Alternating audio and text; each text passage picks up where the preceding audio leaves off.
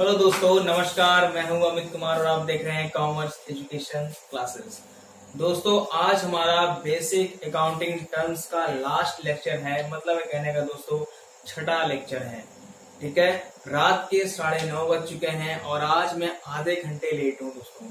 ठीक है, कुछ दिक्कतें हो गई थी जिससे मैं आज आधे घंटे लेट हो गया हूं, लेकिन क्लास आपकी आज छूटेगी नहीं। आज हम लेक्चर को पूरा का पूरा खत्म करने वाले हैं दोस्तों। ठीक है, और कल है संडे और आप सब कल एंजॉय करेंगे और देन हम फिर मंडे को आपको नेक्स्ट लेक्चर में मिलने वाले हैं दोस्तों। तो चलिए दोस्तों, शुरू करते हैं आज का फटाफट लेक्चर। बहुत टाइम नहीं लूंगा क्योंकि टाइम आपका ज्यादा एक्सपेंड हो गया है दोस्तों। ठीक है, तो चलिए दोस्तों चलते हैं टॉपिक पे। आज आपको दिया गया है पहला टॉपिक आपका है गुड्स, मतलब कहने का माल। दूसरा आपको दिया गया दोस्तों यहाँ पे कॉस्ट, मतलब कहने का लागत। और दूसरी बात करेंगे आगे यहाँ पे दिया गया आपको डिस्काउंट है, कटौती। ठीक, इसके बाद एक पॉइंट दोस्तों आपका और था, छूट गया है, वो था आपका अशोध ऋण, मतलब कहने का दोस्तों बैड डेब्ट्स। इसको बोलते हैं दोस्तों डूबत ऋण या फिर बोलते हैं इसको अशोध ऋण दोस्तों। ठीक है, तो ये 4 टॉपिक आज आपके हैं जो कि आज लास्ट लेक्चर में इसको हम कवर करने वाले हैं दोस्तों। तो चलिए दोस्तों अच्छे से कवर कर लेते हैं आज। ठीक है, तो दोस्तों फर्स्ट ऑफ ऑल बात करेंगे यहाँ पे गुड्स की, मतलब कहने का माल के बारे में। दोस्तों माल के बारे में बात करते हैं तो नॉर्मली आपने किसी भी व्यक्ति से सुना होगा जो बिजनेसमैन है या फिर कोई कस्टमर है, किसी भी अदर पर्सन से आपने सुना होगा जरूर ही। यहाँ तक कि आप खुद भी ये कहते होंगे कि भाई ये माल है। क्या ये मतलब कोई वस्तु रखी हुई है, बड़ी अधिक मात्रा में है, तो क्या कहते हो आप उसको माल है। लेकिन भाई माल तो है, लेकिन किसका माल है, किस तरीके का माल हुआ है, ये कैसे ये माल है, इसका मतलब क्या है, ये तो जानना पड़ेगा, है ना। तो चलिए दोस्तों शुरू करते हैं। यहाँ पे आपको दिया गया माल है, मतलब कहने का दोस्तों कि व्यापारी जिस वस्तु में या जिस माल में या जिस वस्तु में व्यापार करता है वह क्या कहलाता है दोस्तों, आपका माल कहलाता है। मतलब कहने का दोस्तों कोई भी व्यापारी, कोई भी बिजनेसमैन जिस माल में व्यापार करता है वो आपका जिस वस्तु में व्यापार करता है वो आपका माल कहलाता है। इट मीन्स गुड्स कहलाता है दोस्तों। जैसे बात करें दोस्तों यहाँ पे एग्जांपल की, अगर कोई भी व्यक्ति जिसकी कपड़े की दुकान है, क्लॉथ की दुकान है, गारमेंट्स की दुकान है उसकी, तो जो कपड़े की दुकान है, जो बिजनेसमैन है, उसके लिए जो कपड़ा है वो क्या है दोस्तों, यहाँ पे माल है। क्या है दोस्तों, यहाँ पे माल है। ऐसे ही अगर कोई व्यक्ति फर्नीचर में व्यापार कर रहा होता है और उसके यहाँ चेयर्स हैं या टेबल्स हैं या जो भी चीजें वहां पे मैन्युफैक्चरिंग की जा रही है या फिर बन रही है या फिर सेलिंग हो रही है उसकी, तो उसके लिए क्या कहलाएगा दोस्तों, वो माल कहलाएगा। ठीक है दोस्तों, यहाँ पे जब सोचते हैं फिर से देख लीजिए यहाँ पे कि व्यापारी जिस वस्तु में व्यापार करता है वो क्या कहलाता है दोस्तों, आपका माल कहलाता है। मतलब कहने का गुड्स कहलाता है, जो पुनः विक्रय करने के लिए व्यवसाय में रखी होती है दोस्तों। आगे दोस्तों यहाँ पे देखते हैं, अभी मैंने आपको बताया कि भाई कपड़े की व्यापारी के लिए जो कपड़ा होता है क्या कहलाता है, आपका माल कहलाता है। फर्नीचर का जो व्यापारी होता है उसके लिए जो टेबल है, चेयर्स हैं, वो क्या कहलाएंगे, उसके माल कहलाएंगे। ठीक है, लेकिन आप तो ये भी कह सकते हो कि भाई कोई कस्टमर अगर माल लेके जा रहा है, मान लीजिए चेयर उसने परचेज कर ली या मान लीजिए कपड़ा खरीद लिया उसने, तो उसके लिए भी माल हो गया? नहीं, माल किसके लिए, सिर्फ बिजनेसमैन के लिए है। जो उसका व्यापार कर रहा होता है उसी के लिए केवल क्या है ये दोस्तों, माल कहलाएगा। जैसे मैंने बताया भी आपको कपड़े के बारे में, भाई मान लीजिए फर्नीचर का है कोई, तो इसके अंदर क्या आती है, आपकी चेयर आती है, टेबल आती है दोस्तों। ठीक है, अब यहाँ पे देखेंगे भाई फर्नीचर का व्यापार जो कर रहा है उसके लिए जो चेयर है, जो टेबल है, वो क्या है दोस्तों, यहाँ पे माल है। मतलब कहने का गुड्स है आपका, भाई क्या है ये, गुड्स है आपका। ठीक, लेकिन अगर कोई व्यक्ति, अगर वो कस्टमर है और भाई शॉप पे आता है कि उसको चेयर लेनी है, एक लेनी है, 2 लेनी है, 3 लेनी है, वो भी अपने काम के लिए लेनी है, मतलब उसको बेचना नहीं है, रीसेल नहीं करना है, तो दोस्तों माल आपकी नहीं कहलाएगी, बल्कि वो उस व्यक्ति के लिए वस्तु कहलाएगी या फिर उसकी एसेट्स कहलाएगी दोस्तों। सिंपल सा अगर मतलब यहाँ पे ये है दोस्तों कहने का कि भाई माल वो तभी होगा, कोई भी वस्तु माल तभी होगी जब वो रीसेल करने के लिए, पुनः विक्रय करने के लिए व्यवसाय में रखी गई होगी। समझ में आएगा दोस्तों आपको? ठीक है, आगे अब दोस्तों यहाँ पे तो बात करते हैं, यहाँ पे दिया गया आपको कॉस्ट है, मतलब कहने का लागत है। ठीक, अब लागत की बात करते हैं, कॉस्ट की बात करते हैं। आपने भी अक्सर ही सुना होगा किसी के मुंह से भाई कि लागत, कॉस्ट, इतनी कॉस्ट आ गई मेरी।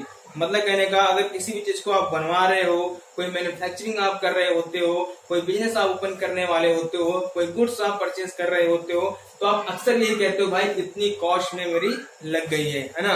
तो मतलब सीधा सा कहने का अर्थ ये होता है दोस्तों यहाँ पे कि लागत जो होती है आपकी किसी भी वस्तु को बनाने में या उसे प्राप्त करने में या कोई भी सेवा प्राप्त करने में, ठीक है, जो भी लागत लगती है, जो भी साधन उसके बदले में जो भी साधन लगाए जाते हैं और उस पर जो भी राशि आपकी लगती है, एक्सपेंड होती है, वो दोस्तों क्या कहलाती है? आपकी लागत कहलाती है दोस्तों यहाँ पे। मतलब कहने का अगर आप किसी वस्तु का, ऐसी वस्तु का जिसको आप सेल करने वाले हो, तो भाई सेल करने के पहले आप उसे क्या करते हो? अगर आप मैन्युफैक्चरिंग कर रहे होते हो तो पहले आप उसे प्रोडक्शन करते हो उसका, उसमें आपका लेबरिंग एक्सपेंस आता है, फ्यूल एक्सपेंस आपका आता है, ठीक है, पैकिंग एक्सपेंस आपका आता है, यहाँ तक कि आपका लोडिंग और अनलोडिंग का भी एक्सपेंस यहाँ पे आ जाता है दोस्तों। भाई दोस्तों बनाने में, लेबरिंग का एक्सपेंस देने में, फ्यूल का एक्सपेंस देने में जो भी लागत, जो भी धनराशि क्या हो गई आपकी खर्च हो गई है, वही दोस्तों क्या कहलाती है? आपकी वस्तु की लागत कहलाती है दोस्तों। ठीक है, जैसे यहाँ पे दोस्तों दिया गया आपको किन्हीं वस्तुओं तथा सेवाओं को प्राप्त करने के बदले, किन्हीं वस्तुओं तथा सेवाओं को प्राप्त करने के बदले दिए गए साधनों की राशि को लागत, मतलब कहने का कॉस्ट कहा जाता है। दोस्तों कहते हैं यहाँ पे कॉस्ट कहा जाता है। मतलब अगर किन्हीं वस्तुओं तथा सेवाओं को प्राप्त करने के बदले दिए गए साधनों की राशि क्या कहते हैं दोस्तों? यहाँ पे लागत, मतलब कहने का कॉस्ट कहते हैं दोस्तों। मैंने बताया दोस्तों भी आपको कि भाई कोई भी अगर वस्तु आप प्रोडक्शन कर रहे हो, मान लो कोई सेवा प्रोवाइड कर रहे हो, कोई वस्तु आप उत्पादन कर रहे हो उसका, तो उसमें कुछ ना कुछ तो भाई पहले खर्च होता होगा। ठीक, जैसे मान लीजिए दोस्तों यहाँ पे अगर आप एक एग्जाम्पल लेते हैं दोस्तों, यहाँ पे मान लीजिए आप कोई भी चीज बना रहे हो, किसी वस्तु का निर्माण कर रहे हो, जैसे मान लीजिए फर्नीचर ही आप बना रहे हो दोस्तों, यहाँ पे चेयर का एग्जांपल लेते हैं यहाँ पे। ठीक है दोस्तों, अब आप चेयर बना रहे हो भाई, ठीक, तो चेयर में क्या लगेगी? इसमें आपकी वुड भी लगती है, मतलब कहने का लकड़ी भी लगती है आपकी, है ना। इसके बाद आपका दोस्तों यहाँ पे लेबर एक्सपेंस लगता है, ठीक। इसके बाद दोस्तों आपका इसमें फ्यूल एक्सपेंस भी लगता है, जैसे कि डीजल है, पेट्रोल है, कुछ भी जो आपका लगता है वो यहाँ पे खर्च होता है दोस्तों। ठीक है, तो अभी देखो दोस्तों यहाँ पे दिया गया, मान लीजिए आप भाई फुट ले लेते हो, कितने की? मान लो 50 रुपए की आपकी, ठीक। लेबर की बात करते हैं आपकी, इसमें 20 रुपए लग गए, ठीक। फ्यूल की बात करते हैं 10 रुपए लग गए आपके। अब यहाँ पे आप देखो सबको जोड़ लेंगे अगर यहाँ पे, तो 50 और 20 आपका 70 हो गया, और 10 रुपीज आपका 18 रुपीज हो गया, मतलब 80 रुपीज हो गया आपका दोस्तों। मतलब कहने का 80 रुपए हो गए। कितने रुपए दोस्तों हो गए आपकी? 80 रुपए हो गए। आप इसमें अपना प्रॉफिट भी ऐड करो या कुछ भी करते हो, ठीक, तो 80 रुपए क्या दोस्तों यहाँ पे ये आपका इस शेयर की क्या हो गई? कॉस्ट हो गई, मतलब कहने का लागत हो गई। ये बन के कितने में तैयार हो दोस्तों? आपका 80 रुपए में आकर यहाँ पे तैयार हो गया दोस्तों। ठीक है, तो ये क्या दोस्तों आपकी लागत कहलाती है। मतलब कहने का सीधा सा अर्थ होता है, जब भी हम किसी वस्तु को प्राप्त करना चाहते हैं या फिर कोई सेवा प्राप्त करना चाहते हैं, तो उसके बदले में जो भी साधन देते हैं और उस पर जो राशि आपकी खर्च होती है, वो दोस्तों क्या कहलाती है? आपकी लागत कहलाती है, आपकी कॉस्ट कहलाती है यहाँ पे। ठीक है, तो समझ में आया दोस्तों आपको। अब आगे चलते हैं तीसरे लेक्चर की तरफ। आपको दिया गया यहाँ पे डिस्काउंट, मतलब कहने का कटौती। तो कटौती से दोस्तों याद आता है सबको या हमको या फिर किसी को भी कि भाई छूट का एहसास होता है। किसका एहसास होता है? छूट का। मतलब कहने का एक लगता है कुछ ना कुछ तो भाई बेनिफिट मिलेगा हमको डिस्काउंट से, है ना। जैसे जब भी हम कहीं किसी के पास, दुकानदार के पास माल खरीदने जा रहे होते हैं, तो ये उम्मीद लगा के चलते हैं कि भाई 1000 रुपए का सामान है तो उसको हम 950 में खरीद लेंगे। क्यों खरीद लेंगे? क्योंकि हम सोचते हैं कि 50 रुपए क्या होगा हमारा, छूट जाएगा। मतलब कहने का हमें क्या मिल जाएगा, डिस्काउंट मिल जाएगा। क्या मिलेगा दोस्तों, हमें डिस्काउंट मिल जाएगा। कितने रुपए का, 50 रुपीज का डिस्काउंट मिल जाएगा। और इस उम्मीद के साथ हम उस दुकानदार के पास आते हैं कि भाई चलो 1000 रुपए का सामान है, कम से कम 950 में तो मिल ही जाएगा। तो भाई कितना छूटा आपका, 50 रुपीज आपके छूट गए। मतलब कहने का आपको बेनिफिट कितने का हो गया, 50 रुपए का आपको बेनिफिट यहाँ पे हो गया। तो जो 50 रुपीज दोस्तों ये हुआ, यही क्या है दोस्तों, आपका डिस्काउंट कहलाता है दोस्तों। क्या कहलाएगा दोस्तों, आपका डिस्काउंट कहलाएगा। समझ में आया यहाँ पे, मतलब कहने का कटौती कहलाएगा। हिंदी में बात कर ले, आपकी कटौती है बट्टा, छूट। ठीक है दोस्तों, समझ में आया आपको। अब जरा देखते हैं क्या कहता है जो लिखा हुआ है यहाँ पे।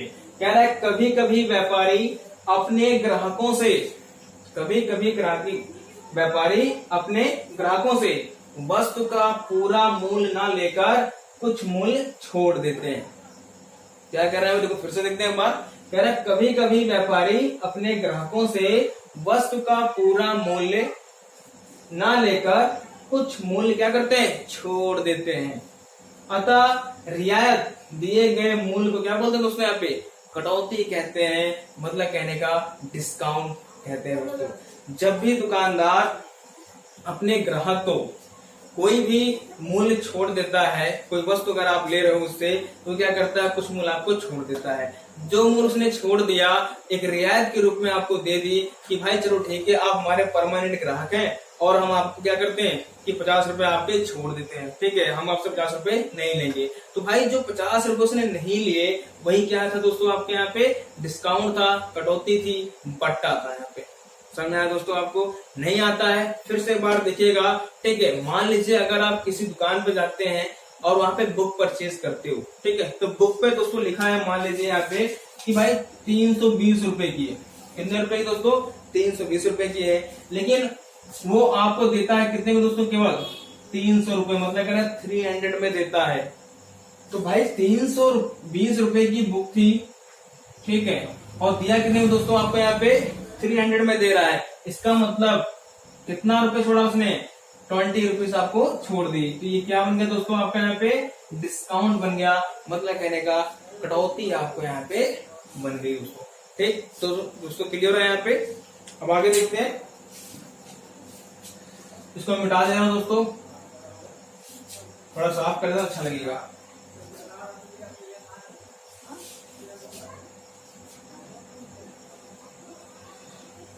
चलिए दोस्तों, तो दोस्तों हमें जाना है यहाँ पे कि भाई कटौती होती क्या है ना। अभी हम बात करेंगे इसके टाइप्स की, कितने टाइप्स होते हैं। तो दोस्तों इसके 2 टाइप्स होते हैं। वैसे दोस्तों होते 3 टाइप्स हैं, जैसे कि आपका ट्रेड डिस्काउंट है, कैश डिस्काउंट है, देन इसके बाद एक स्पेसिफाई मतलब कहने का स्पेशल डिस्काउंट होता है दोस्तों। लेकिन उसकी चर्चा यहाँ पे नहीं करेंगे अभी हम, क्योंकि आपको केवल 2 चीज जानने हैं, वो भी कौन सी, ट्रेड डिस्काउंट और दूसरा आपका होता है कैश डिस्काउंट दोस्तों। तो बात करें दोस्तों, पहले आपको दिया गया है, देखिए एक आपका होता है ट्रेड डिस्काउंट, एक दूसरा दोस्तों आपका होता है कैश डिस्काउंट। ठीक है दोस्तों, अब ट्रेड की बात करें, इसका मतलब होता है दोस्तों आपका व्यापारिक छूट, और इसका मतलब दोस्तों होता है आपका नकद छूट। ठीक है, तो इसके 2 टाइप्स हो गए आपके, यहाँ पे देख रहे होंगे स्क्रीन पे, आपको दिया व्यापारिक छूट, दूसरा आपको दोस्तों दिया गया यहाँ पे नकद छूट, मतलब कहने का ट्रेड डिस्काउंट, और दूसरा आपको दिया गया यहाँ पे कैश डिस्काउंट दोस्तों। अब दोस्तों हम बात करेंगे पहले यहाँ पे ट्रेड डिस्काउंट की, कि ट्रेड डिस्काउंट होता क्या है।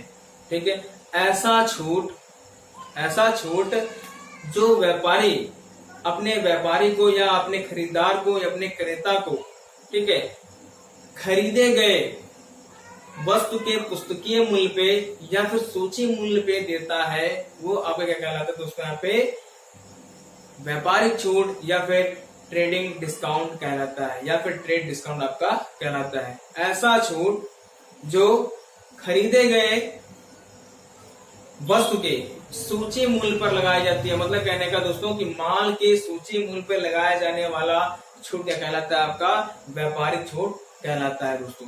ठीक है, ऐसा जो छूट होता है वो लेखा करते समय नहीं दिखाया जाता है, क्योंकि इन्हें सूची मूल्य में से घटाकर दिखा देते हैं दोस्तों। समझ में आया दोस्तों?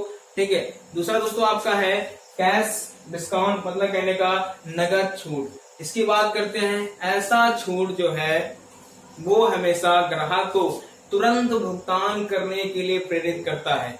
मतलब कहने का, यदि मान लीजिए ग्राहक सोचता है कि भाई हम पेमेंट बाद में करेंगे, अभी माल हमको दे दीजिए, लेकिन बिजनेसमैन क्या करता है, व्यापारी क्या करता है, कहता है भैया माल तो ले जाओ, लेकिन अगर आप 1 हफ्ते के अंदर हमारा पेमेंट कर दोगे तो हम आपको 2% क्या देंगे, छूट दे देंगे। अब भाई खरीदार सोचता है कि चलो ठीक है, 100 से अच्छा, मतलब पूरा पेमेंट करने से अच्छा ये है कि हमको 2% क्या मिल रहा है, यहाँ पे छूट मिल रहा होता है। तो इस लालच में क्या करता है, वो तुरंत ही पेमेंट करने के लिए एग्री हो जाता है दोस्तों यहाँ पे। तो मतलब कहने का सीधा सा अर्थ यहाँ पे ये है कि नगद छूट उन व्यापारियों को प्रदान की जाती है जो तुरंत भुगतान करने के लिए तत्पर होते हैं। ठीक है, आगे अब दोस्तों हम बात करेंगे यहाँ पे बैड डेट्स की, मतलब कहने का डूबत ऋण के बारे में। ठीक है, बात करें बैड डेट्स की, जैसा कि दोस्तों नाम से ही स्पष्ट हो रहा है कि बैड डेट्स क्या दोस्तों, आपका बैड डेट्स मतलब कहने का ऐसा पैसा जो डूब गया, जो क्या हो गया दोस्तों, यहाँ पे डूब गया है। भाई लिखा है ना डूबत ऋण, मतलब कहने का डूब गया हो, जिसकी मिलने की संभावना हमको ना हो, वो क्या कहलाएगा दोस्तों, आपका बैड डेट्स मतलब है कहने का दोस्तों यहाँ पे डूबत ऋण। जैसे बात करें एग्जाम्पल की बात करें दोस्तों यहाँ पे कि मान लीजिए आपने किसी व्यापारी को उधार माल बेच दिया हो, लेकिन उसने पेमेंट ना किया हो और ये कहता हो कि भाई आज नहीं हम कल कर देंगे, कल नहीं परसों करेंगे, या आने वाले 1 महीने के बाद या फिर 6 महीने के बाद हम पेमेंट आपका कर देंगे, लेकिन वो पेमेंट नहीं करता है और देखते ही देखते आपके 1 साल, 1.5 साल, 2 साल, ठीक है 5 साल बीत जाते हैं। फिर आप उम्मीद कर लेते हो भाई कि पैसा हमको मिलने वाला नहीं है, कि क्या होगा, हमारा पैसा आपका डूब गया, मतलब कहने का मिलेगा नहीं। भाई क्या कहलाएगा आपका, वो डूबत ऋण, मतलब कहने का ऐसा ऋण, ऐसा धन जो हमने किसी व्यक्ति को दिया था या हमने उधार विक्रय किया था, किंतु पैसा उसका अभी तक मिला नहीं या फिर मिलने की संभावना नहीं है, वो क्या कहलाएगी दोस्तों, आपकी डूबत ऋण, मतलब कहने का बैड डेट्स कहलाएगा। ठीक, एक अच्छा सा एग्जांपल दूंगा, आपको मजा भी आएगा दोस्त सुन करके, और आप भी कहोगे सर क्या बात है ना दोस्तों। बात करते हैं एग्जांपल किसकी, एक जैसे मान लीजिए एक व्यापारी है, ठीक, और एक ग्राहक है। ठीक है, जैसे एग्जांपल लेते हैं यहाँ पे ए और बी की बात कर ले भाई। ठीक है, ए तो मान लीजिए क्या है, बिजनेसमैन है, और बी कौन है आपका, मान लीजिए ग्राहक हो गया। ठीक, या ऐसे बात कर लेते हैं भाई, ए दुकानदार तो है और बी तो मान लीजिए कस्टमर के रूप में उसका कोई रिलेटिव रखता हो, है ना, मतलब कहने को कोई रिश्तेदार हो, जैसे मान लीजिए बहने हो, उसका बहन मतलब भांजा होता है। ठीक है, ये मान लीजिए ये कौन बन गए, इसके मामा जी बन गए, और ये कौन बन गए इसके दोस्तों, भांजे जी बन गए, है ना, मतलब कहने का मामा और भांजे का रिश्ता यहाँ पे आ गया। अब भाई भांजा गया मामा के पास, बोलता है मामा से कि मामा मुझे 50,000 रुपए दे दीजिए। कितना दे दीजिए, 50,000 रुपए दे दीजिए। तो मामा पूछता है भांजे करोगे क्या इतना पैसा लेकर के आप, तो कहता है कि मामा मैं बिजनेस करूंगा आपकी तरह, जैसे आप बिजनेस करते हो मैं भी ऐसे एक शॉप खोलूंगा और अपनी दुकान यहाँ पे चलाऊंगा। ठीक है, तो मामा कहते हैं भाई भांजा हमारा बड़ा अच्छा बोल रहा है, भाई काम करने की बात कह रहा है, तो ठीक है मैं 50,000 रुपए उसको दे देता हूँ, है ना। तो मामा ने दे दिया, मामा ने पैसा दे दिया। अब भांजा लेके चला गया। ठीक, अब मामा बोले भैया कब तक लौटाओगे पैसा हमारा, तो कहता है मामा ले लेना, अब मैं तो यहीं पे हूँ ना, कोई दिक्कत है, मैं बिजनेस कर रहा हूँ, बिजनेस करने के चलने लग जाएगा फिर आपको मैं प्रोवाइड करा दूंगा। वहां बोलते भाई अच्छी बात है, चलो ठीक है। तो मामा ने पैसा हमको दे दिया, लेकिन हुआ क्या भाई, बिजनेस तो चलने लगा, भांजे का बिजनेस चलने लगा, लोग आने लगे, कमाई होने लगी, दिन में दिन बढ़ोतरी होने लगी उसकी, है ना। तो मामा ने कहा कि भांजे को फोन मिलाया कि भांजे तुम्हारा बिजनेस चल रहा है अब, ठीक, और अब मेरा पैसा मुझे वापस कर दो, है ना। लेकिन भांजा क्या बोलता है, मामा ठीक है मैं दे दूंगा आपको, थोड़ा सा भी टाइम उसको दे दीजिए और, ठीक है। अब भाई जैसे से क्या हुआ, 6 महीने बीत गए, 1 साल बीत गया। ठीक है, अब 1 साल तो बीत गया, फिर मामा ने फोन लगाया कि भाई भांजे मेरा फोन पैसा दे दो 4,000 रुपए। तो क्या करता है भांजा, 5,000 रुपए उनको दे दिया, या मान लो 10,000 रुपए उसने दे दिए, तो बचे कितने दोस्तों यहाँ पे 40,000 रुपए आपके बचे हुए, है ना। अब क्या हुआ कि मामा फिर से गए भांजे के पास, 1 साल और बीत गया, फिर 2 साल बीता, 3 साल बीता, भांजा बोलने लगा अरे आप मामा हो, कहीं मैं भाग थोड़ी जा रहा हूँ, पैसा तो आपका ही रखा हुआ है ना। तो ऐसे करते करते 5-6 साल 10 साल आपके बीत गए। अब मामा को उम्मीद हो गया ये कि भाई पैसा हमारा मिलने वाला नहीं है, भाई कैसे मिलेगा, अब भांजा है आपका, कि तो आप जाकर उस पर लड़ो, उससे मुकदमा करो या कुछ भी करो, लेकिन ऐसा करोगे नहीं आप भाई, क्योंकि मामा लग गया आपको ना। तो यहाँ पे क्या हो गया कि भाई पैसा मामा क्या हो गया, डूब गया मामा का पैसा। तो डूब गया मतलब डूबत ऋण हो गया दोस्तों।